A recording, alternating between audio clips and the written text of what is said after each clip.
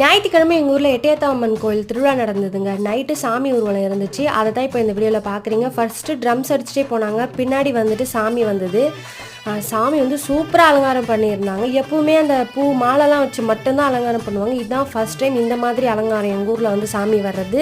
ஃபுல்லாக light setting, பின்னாடி ஒரு சக்கரம் சுற்றுற மாதிரி, முன்னாடி 2 கொடை, பின்னாடி ஒரு பெரிய கொடைன்னு பார்க்கவே அழகாக இருந்துச்சு.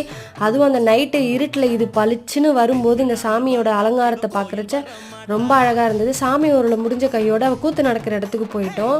கூத்து வந்து கட்டக்கட்டி கூத்துன்னு சொல்லுவாங்க. அந்த கூத்து தான் நடந்துட்டு இருந்தது.